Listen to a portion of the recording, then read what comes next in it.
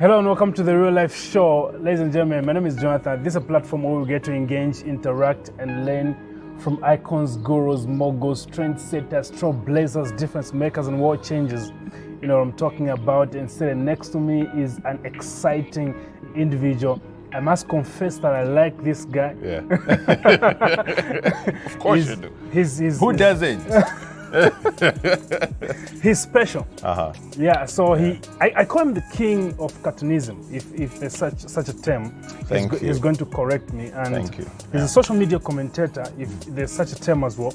But he's a speaker, a voice-over artist, and a radio personality. Yeah. Ladies and gentlemen, this is William Musonda Wapi, aka the Lord Knows. Lord Wapi. If you're Lord Knows in Shafish, but you know, point of correction, you know, you know, when it comes to cartoonism in Zambia, I have to just give it up to chocolate. Okay. I have to give it up to chocolate. Yeah. You know, this is a man who has consistently produced cartoons for so many years. Yeah. Such that, you know, personally, one of the first cartoons I saw in a newspaper of him or by him, you know, I was very young, you know, and such a privilege to be in a position where him and I can even interact personally and even discuss cartoons, you know. So when it comes to, you know, the king of cartoonism in Zambia, you know, I have to give it up to him. I have to give it up to, you know, to people like Kiss. I don't know if you know Kiss. No. Yeah, there's Kiss. Oh, I know you, man. Yeah, I have to give it up to you know, the geniuses of sarcasm. Yeah. You know, like Kalaki. You know, special shout out also to you know, Black Rose, the artist. Very brilliant cartoonist there. So you know, there are a lot of kings when it comes to cartoonism. Great, but I believe you are special in your own way, and you are Lord. Where did you get that name from? How did the name Lord come about? So Lord Wapi, both come from you know, different you know, places. Yeah. I was first called Wapi before I was even Lord Wapi, and Wapi was just a name that I thought to myself, you know what? Abafiyashi barinjinika William, barinjinika Musonda, basabika pona katongo. You know, I was never involved. I never voted. You know, I was never a party to the whole process of what are we going to name this child. You know, I know that William means resolute protector. Okay. And which is something that I am. I'm very protective of, you know, not only people but things that I love. Yeah. So I love the name. Yeah. Musonda nshaisho no fo ipiribu. Katongo nshaisho fo ipiribu. But in say tonight katongo rembalala or something like that. So I thought to myself, you know what, I should also give myself a name. So I came up with Wapi because I found this name to be very appropriate for me. Yeah. It's Native American. It means blessed, fortunate, and lucky. Great. Which is something that, you know, I would like to be. Awesome. Lord, I'm a very huge fan of poetry. I do write poetry now. I used to perform poetry back then. And one of my favorite poets, a very big inspiration to me, Lord Byron. So I just thought to myself, like, Lord Lord Wapi sounds okay to me. Yeah. You know, and that's how it went. Great. Yeah. You have an interesting story, you know, of migration from the Copper Belt to Lusaka. Can you get into that? It's like I came from Germany or something. Yeah, I've always wanted to move to Lusaka ever since I was a child. The first time I came to Lusaka was in the early 2000s. And my experience of Lusaka back then was when Mandahi was like a house. Yeah. Yeah, it was like a 3-bedroomed house. Yeah. And I was like, my God, I have to move to this place. Yeah. And also, I wanted to, you know, follow in the footsteps of my father. He had moved from the Copper Belt to Lusaka. Yeah. I was like, I'm going to do the same thing. Yeah. You know, so it was always my mission to move to Lusaka. Not that I don't love the Copper Belt. I was born there. I was raised there. all of my friends are either based there or they come from there. You know, I'm more at home on the Copper Belt than I am in Lusaka. But I just love the culture that Lusaka has on top of the culture that the Copper Belt has. I just felt like, you know, I could extend on my experience of being a Zambian by moving to Lusaka. You know, by the way, next up is going to be Livingstone. But anyway, you know, my first attempt moving to Lusaka, I came here by invitation. I posted a video. I was just playing around. I was bored that morning. I posted a video reading, you know, what do you call, you know, Pama products. You know, I read them. And you know, it went viral. The video it went viral. People were in love with my voice and whatnot. Not saying that I've got, you know, I've got a beautiful voice. It's just that people fell in love with it. So I guess I do have a beautiful voice. So people fell in love with it, and then I got a call from Mainza, from Trade Kings. So he said, you know, why don't you, you know, come through to Lusaka so that we can, you know, do something together. On something.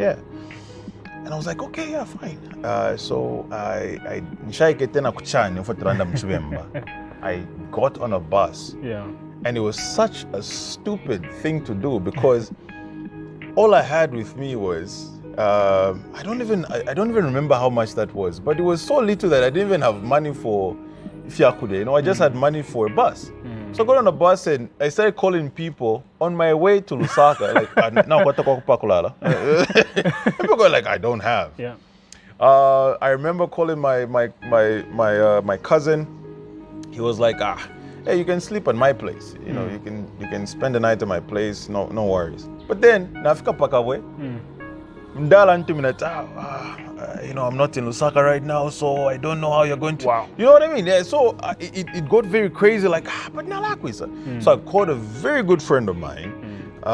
You know, and I don't know if he wants to be mentioned in this interview, so I won't mention him just, you know, just in case he doesn't want to be mentioned. But it's a very good friend of mine. He knows himself. He was like, hey, no worries. You can, you know, I'll sort you out. And I arrived there. This friend of mine, I remember our conversation that night when I arrived in Lusaka. He was telling me, like, you know what? Moving to Lusaka is never easy. It's very difficult, but you just have to do it. So that was my first attempt. And that's not even the funniest story. The funniest story is my second attempt at moving to Lusaka. So I think that's the one that you want to know. Because that's the one I actually included in my TED Talk. The one I had on TED Talk. Exactly. So my second attempt went a little like this. My father, who is still alive and lives in Lusaka, I called him and I said, can I please come squat at your place? And I use the word squat because him and I don't have the best of relationships, you know. And it took me, you know, if you're you know, just forget about your ego, you know. Sometimes so you had to die to self. I had to die, you know, to ask him for that particular, you know, favor. Help, Can I please come squat at your place just for a little bit? You know, I'll leave. He has a family. He has a wife. He has children. My what do you call them? Half brothers, half sisters? Step brothers. No, not step brothers. No, they're half. Yeah, you know, he fathered them. So they're my half siblings. You know, and they were, you know, me and my siblings, we love each other. So I went there. They were very much excited to have me there. But obviously, me and my father, like I said, not the best of relationships. Toalaka.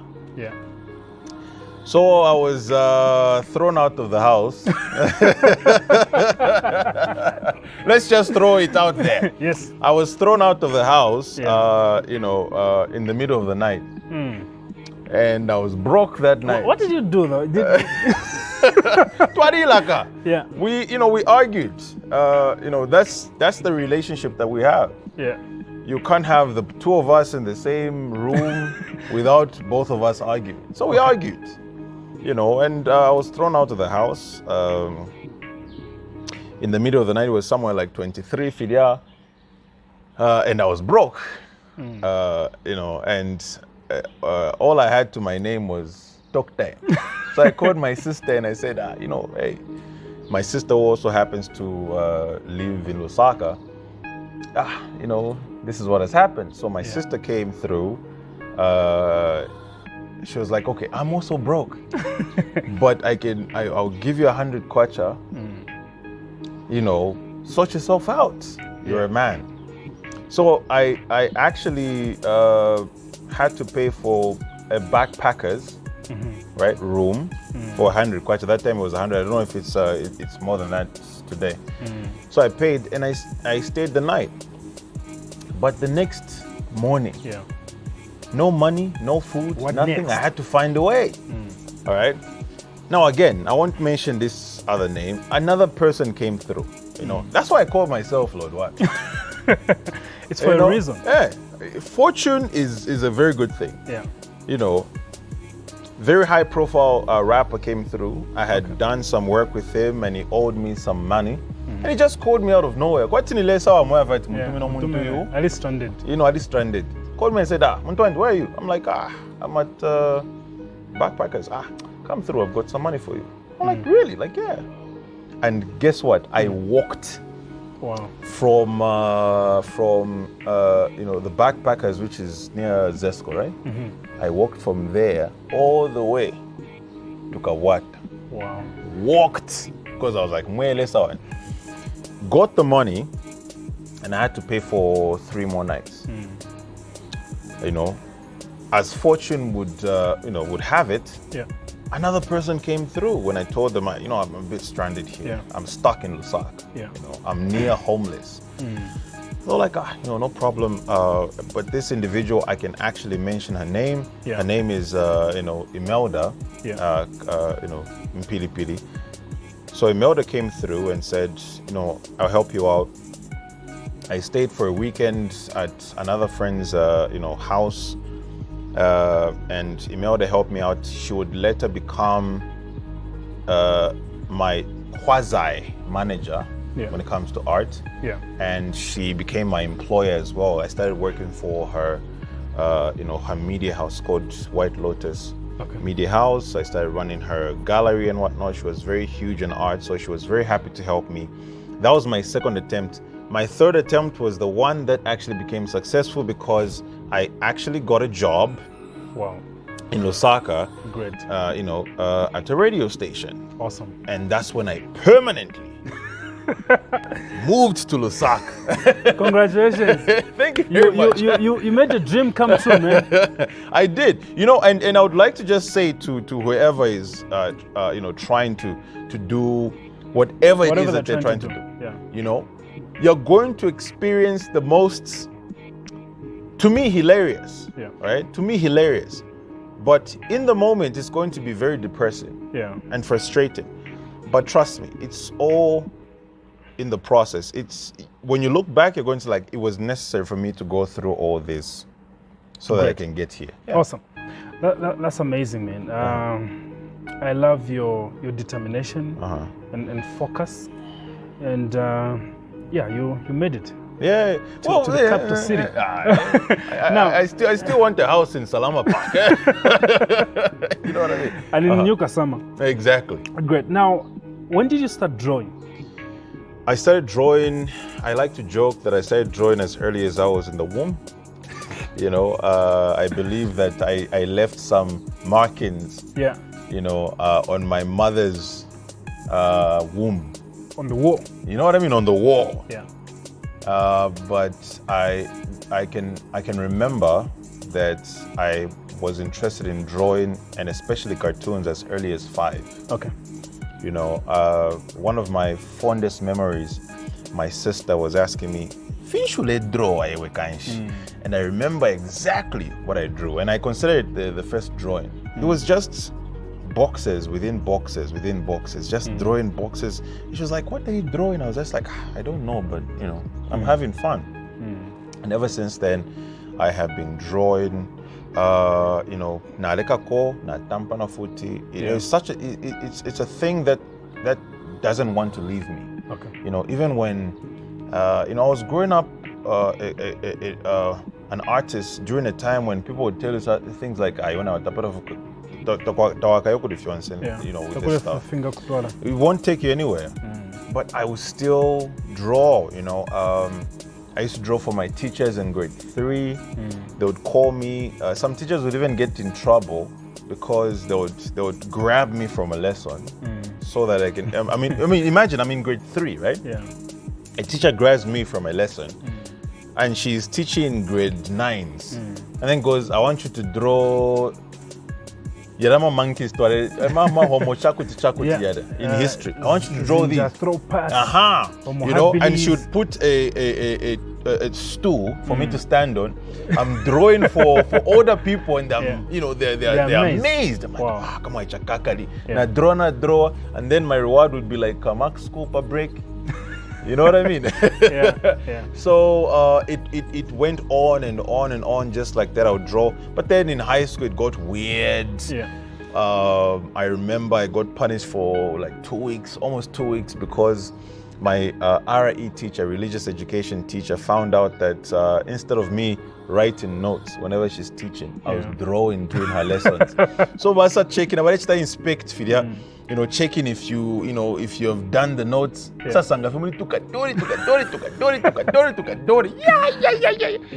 Basa shokwa iwe umuganda 2 weeks. Let's go. Wow. So it's just been a part of me. Great. It's just been a part of me. The art thing. Yeah. What inspires your art?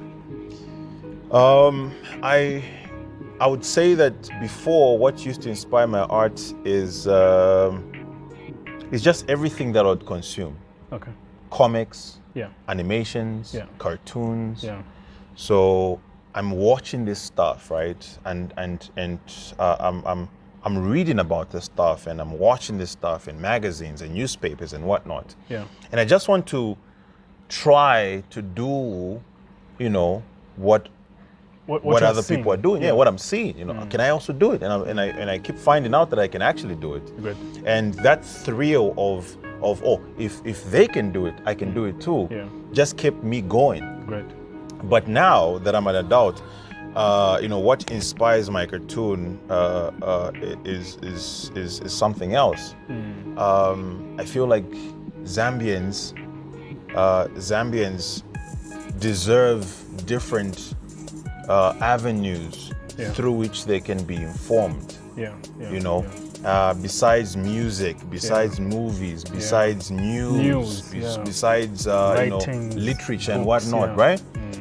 Cartoons also have to be there. Great. I feel like on top of all the other kings of cartoonism that I mentioned, I can add to that. I want to be the kind of artist that informs and educates Zambians. Good. Yeah. So here's the thing. What I'm trying to get from you is nobody taught you how to draw. No, nobody. No. In art school. Would you say this is a gift from God? Yeah. It's a talent. It's a gift. It's not even a talent. It's just a gift. Okay. Is there a difference between talent and gift? I call it a gift because it is something that because I used to be told back in religious education that if you don't develop your talent, God will take it back. Yeah. But I feel like it's the kind of gift where you when someone drops a present at your doorstep. Yeah. Whatever you do with it doesn't matter. Yeah. It's still yours. Still yours. You know what I mean? Yeah. I have had so many moments in my life where I've just said, I don't want to do this. I really don't want to do this. but still it just keeps coming back, you know. So it's a gift. Great. And I have learned to appreciate the gift. And what even makes me appreciate the gift more is the satisfaction that I get when I use the gift to you know, to empower other people, to inform other people, to educate other people. That brings me satisfaction. It's not even about the money or the popularity or the fame. Now, now that you've talked about the money, I'm one guy who's interested in money, you know. Who is it? Are you making money out of this? Yeah. Can someone earn a living out of drawing? How is the industry of cartoonism in Zambia? The industry of cartoonism in Zambia, you know, has been catching steam for a long time, even before I started doing it. I mentioned that there were, you know, the other guys. Yeah, you know, Bena Kalaki, right? Roy Clark. There's you know, Bena Chocolate and whatnot. These individuals have been earning money, you know, even before I got the idea of getting into cartoonism. Yeah. So, you know, people have been earning money through illustrations, through animations, through cartoonism and whatnot. Ine never newcomer. Never newcomer. Yeah. So I believe that even whatever little money that I'm earning, it's not even a quarter of what can be earned if you really you know, go deep into the business. But I can tell you this: there are a lot of organizations out there who appreciate the value and the impact of cartoonism, such that they are willing to remunerate you for the services rendered. Great. So go ahead and do it. Awesome. Yeah. And one of those cartoons that I think received a massive response, national response, was the one you did concerning gender-based violence. You remember that one? I do remember that one. Yeah. I was actually attempting to redo it this year. Okay. I remember it, yeah. Yeah. That was a powerful. I think it got all the attention that it needed. Do you feel Zambians really appreciate the art of cartoonism?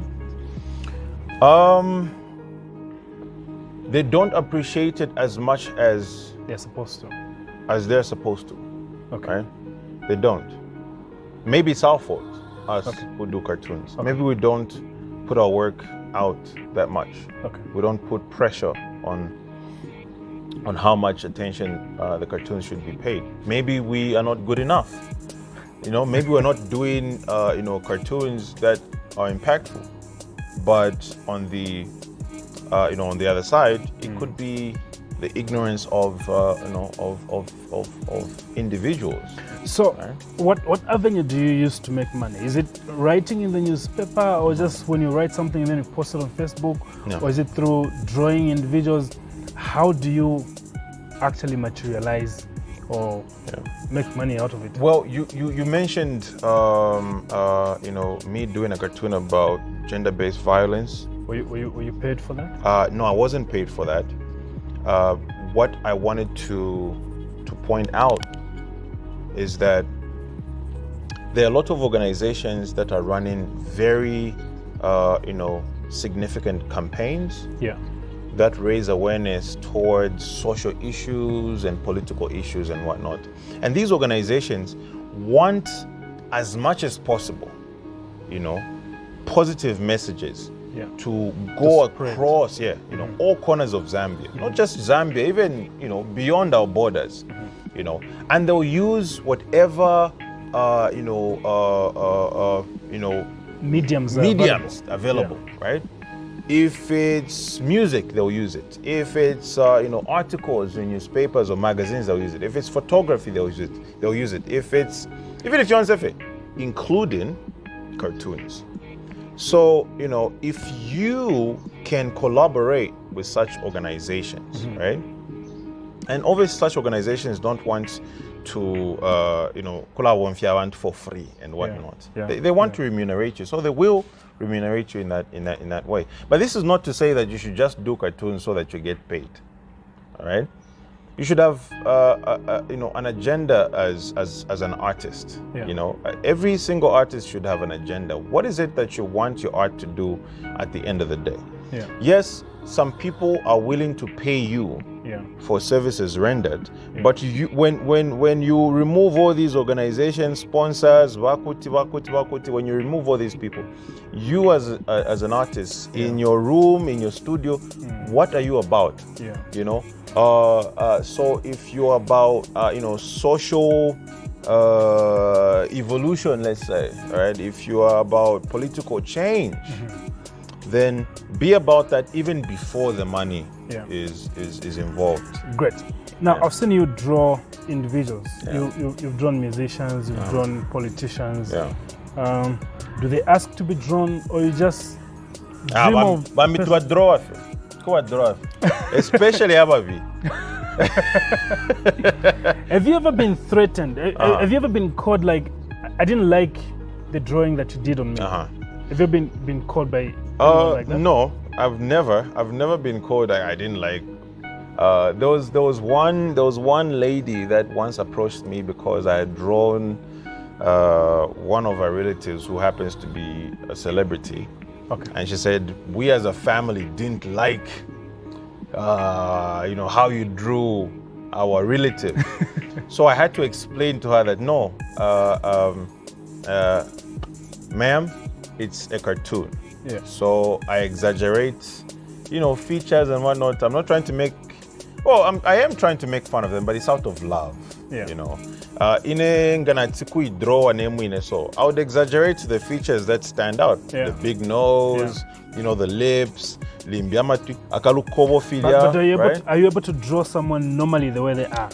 I am able to do that, but I'm able to do that, but I can't do it as well as those who are into realistic drawing can do it. What I can do is turn you into a cartoon. I do that very well. So, I've been approached by certain individuals, with my social commentary and my political commentary. Some individuals will say, you're going to get in trouble for this. You're going to get in trouble for this. But I'll tell them that, listen, you need to go to Google and search the word or the term court jester. Back in the medieval times, there was an individual called a court jester. It was the one person who could make fun of the king for the pleasure of the crowd and the king himself. All right. So, satirists, cartoonists are court jesters. They're just trying to point out the irony of things, and we need that. We do. It's a very good thing to have. And then do you also receive some calls concerning people you've drawn, and then they just say thank you for drawing me? I mean, recently, I drew Marketu. One of my favorite people to draw because he's got some features that are just so easy with the pen. You know what I mean? Amdala, if he can forgive me for saying, he's got a funny forehead. He's got a funny forehead. He's got a very funny shaped nose. I find it very easy. I can draw Marketu without even looking at a picture. Wow. Right?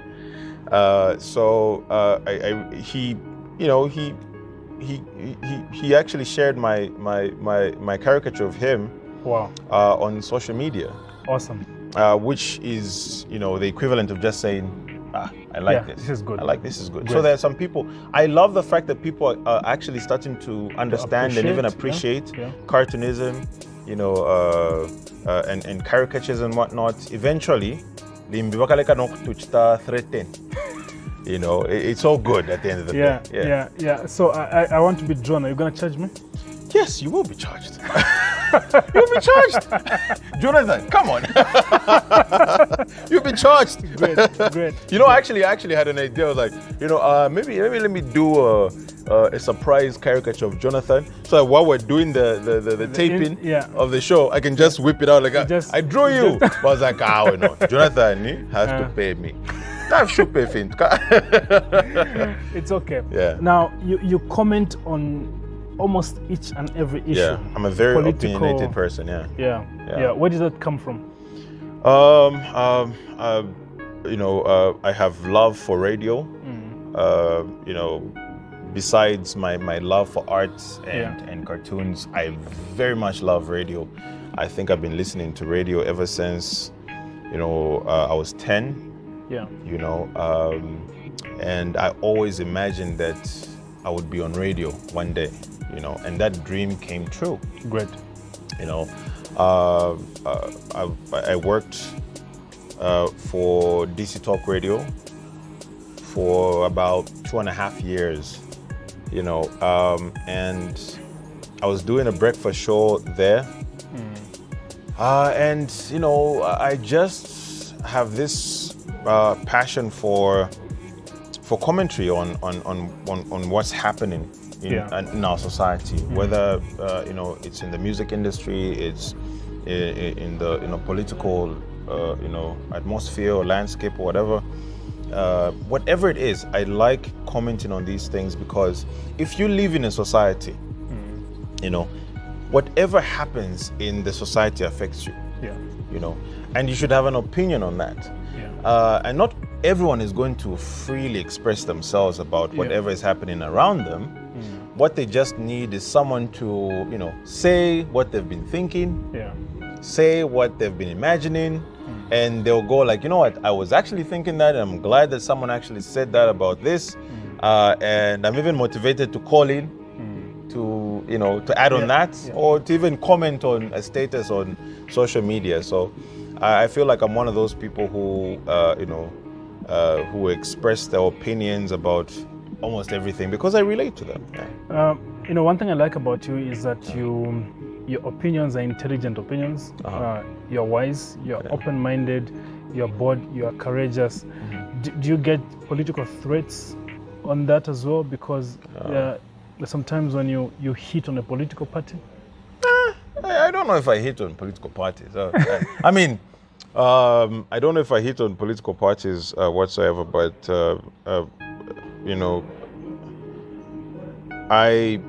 I can't say that I do or do not receive any threats, because I don't want that to be, a lot of people are obsessed about this, I'm telling you, if I had a penny for every time someone said, don't you get threatened, or, aren't you afraid? I would be a rich man, I think that we have freedom of speech in this country, although there is no freedom after speech. Or should I say, it's not guaranteed that you have freedom after speech. There are consequences to whatever what you say. So whether positive or negative, consequences will be there. What you need to do is to measure, okay, I'm about to say this or that.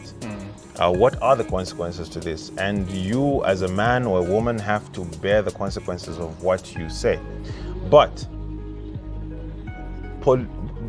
political parties or organizations or individuals, they should start learning, at least in our society, to say every single person has an opinion. As long as they don't defame you, as long as they don't insult you, as long as they don't disrespect you, as long as they don't hurt you in whatever capacity. Individuals have the freedom and the liberty to express their opinion, and people should be let to express those opinions, especially artists, by the way. And some people will say, he's just trying to do that for him to make a name of me or something. No. I mean, no. That's now people just being, being silly. Now, Wapi, I know you have a passion to see a developed country. Zambia in particular, just like me, right? And you comment on these issues. What do you think Zambia is supposed to do for it to get to a certain level of development that we begin to appreciate it? It should start with free speech. That's where it should start from. I'm a huge bar and pub person. You know, one of the things I love about going to a pub and to a bar is that you meet different individuals, total strangers, but when you listen to them talk, the things they talk about and how they talk about these things inspires and motivates you. You know, you ask someone what they truly think about, let's say, you know, politics and social issues and whatnot. The way they'll express themselves is so deep and profound that you even think to yourself, this person should be on radio. But you see, they can't be on radio or TV or on social media because they're scared. You know, they're scared of what is going to happen to them once they express their true thoughts and true feelings. You know, but guess what?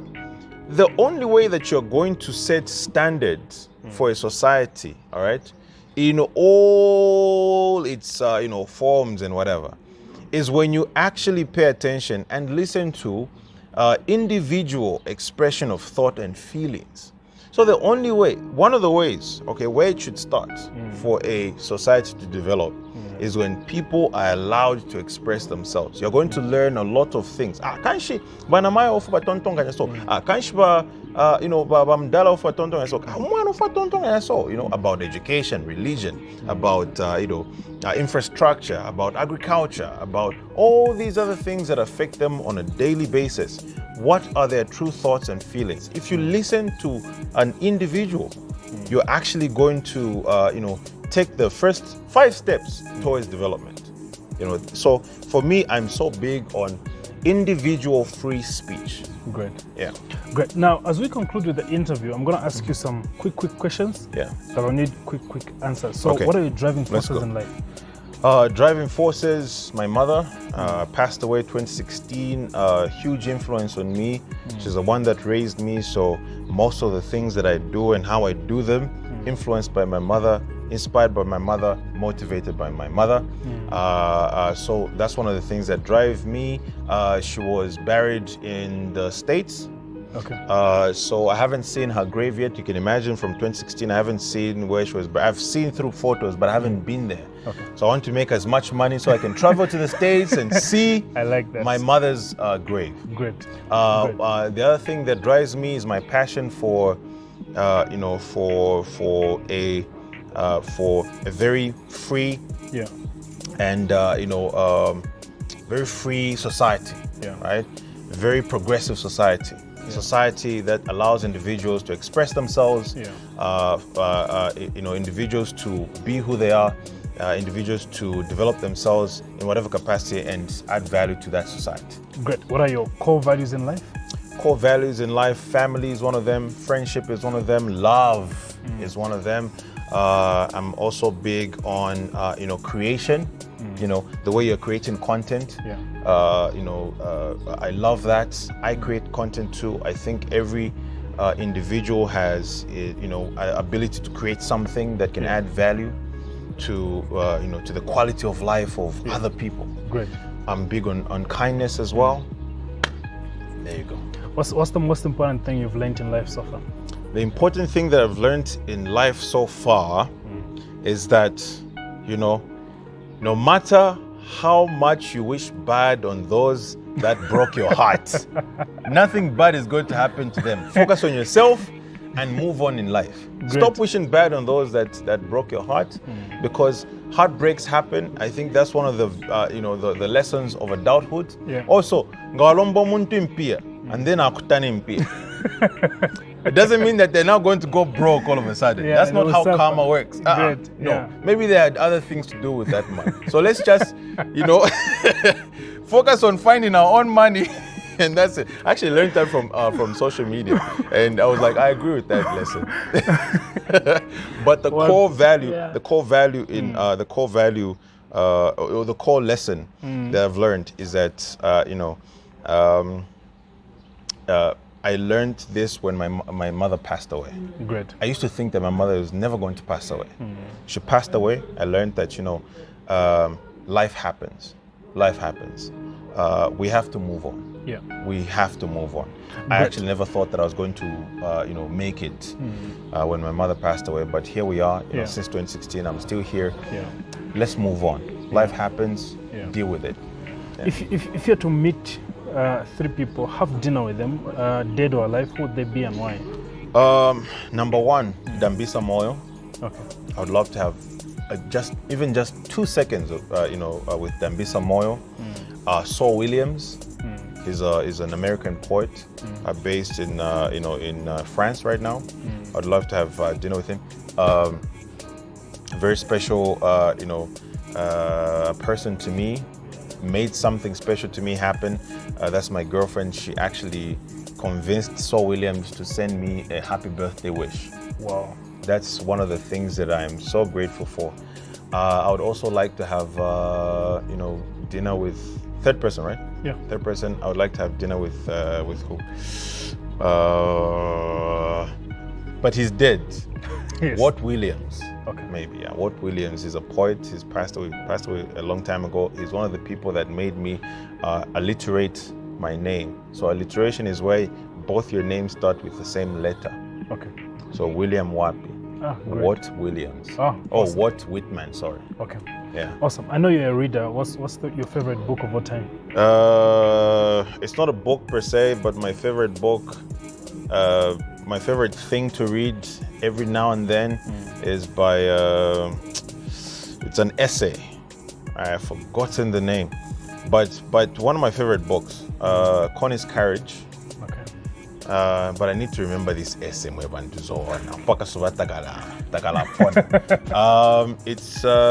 It's called,